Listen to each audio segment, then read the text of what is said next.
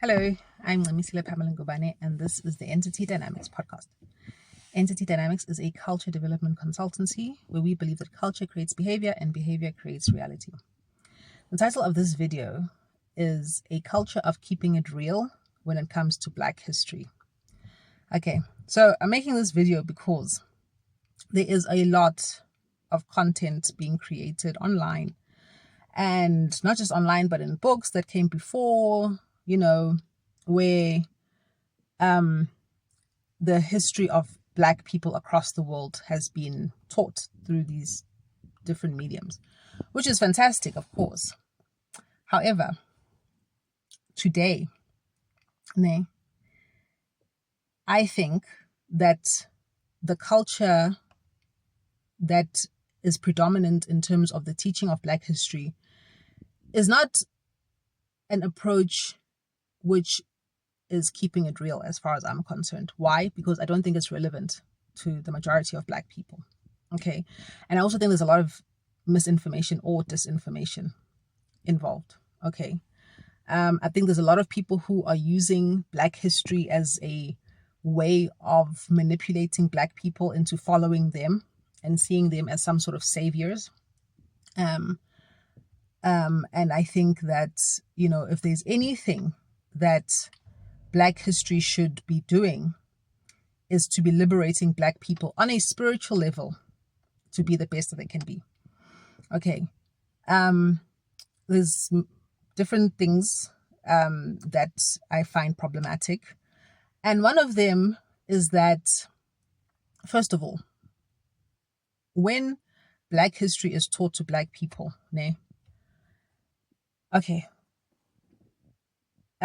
there's multiple things, in this point. So I'm just going to try and be as clear as possible, because there's a lot of thoughts that I'm filing through. Okay. First of all, Black people all don't come from Africa. Okay. There's Black people who are Black with curly hair in Australia, all over Asia, and in the Americas too. Not every Black person in America is an African. Some of them come from there. They were already there. Okay, there's been Black people all over the world, in Europe even as well. Yes, Black people who come from there. Why? Because melanin is a thing on planet Earth.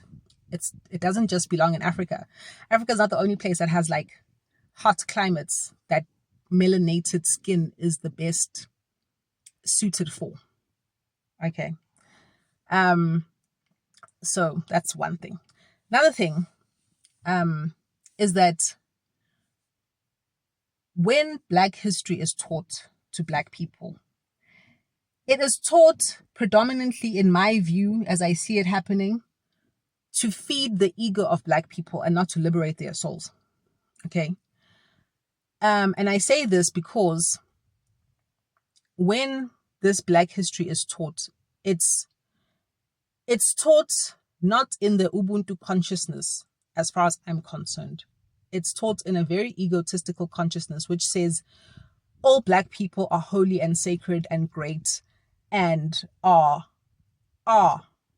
ancient Africans, are ancient Mesoamericans, etc.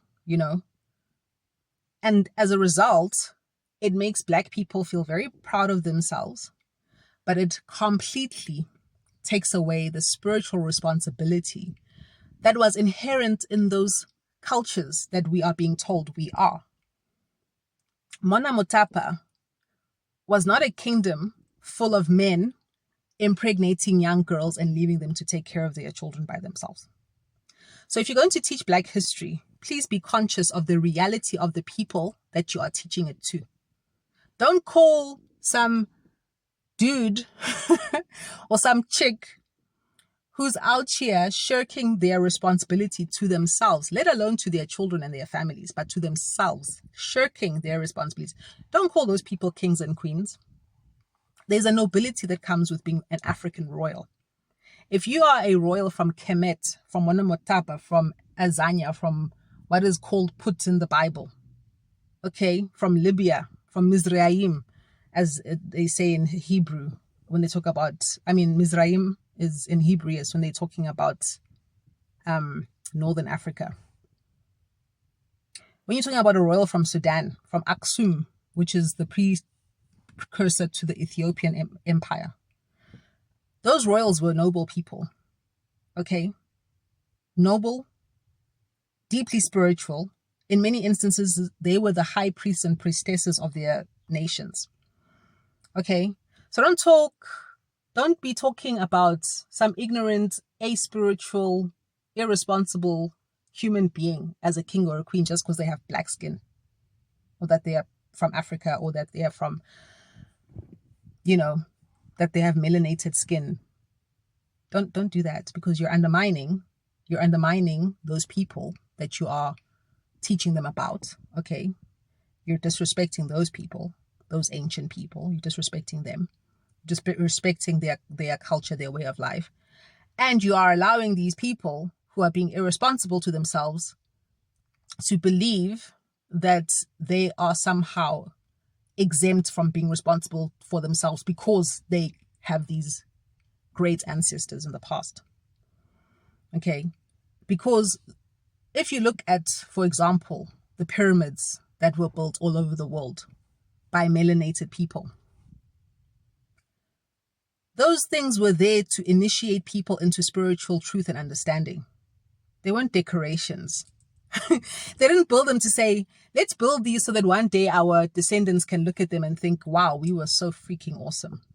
No, they built them as chambers, as temples to consciousness, so that they, as a human being, could connect to the Creator and the higher realms and ascend spiritually, evolve consciously, evolve spiritually, so that they could rejoin the Creator while being here on earth.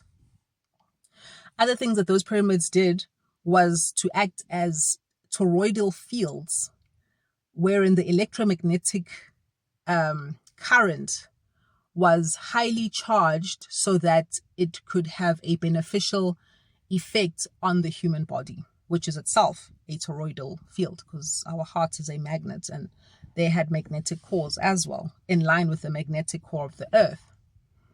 Okay, it was there to bring people back into sync with nature, with the Creator. Okay. They were not living under a consciousness. They were not living under the same consciousness that has hijacked this planet. They were able to transcend it. Right now, most Black people are living directly under the consciousness that has hijacked this planet, where our leaders are some of the most elitist people on this planet. Black leaders. Black leaders who won't teach the full story of African history because it serves some sort of purpose. For example, you'll have Black leaders who are teaching people that Islam is the greatest path, whatever. That's cool. That's your opinion. I don't know.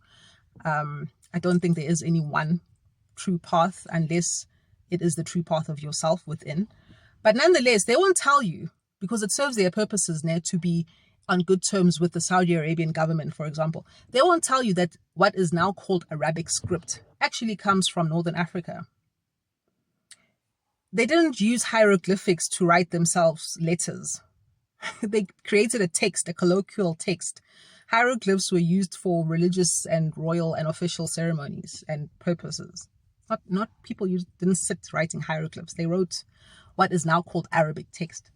And a lot of Islam is actually African culture and worldviews that were adopted by Islam. They don't tell you that because they want to be in good with the Arabians who apparently this text belongs to. You know what I'm saying? So there's a lot of things. And I think if you want to really make Black history something that works for you as a Black person, I think definitely please do your own research, and keep in mind very much that Black history is something which is supposed to liberate your soul and not give you an ego boost because you happen to have a large amount of melanin in your skin, or you happen to be a descendant of heavily melanated people. Okay, that's really not what it's about. Yeah, thank you.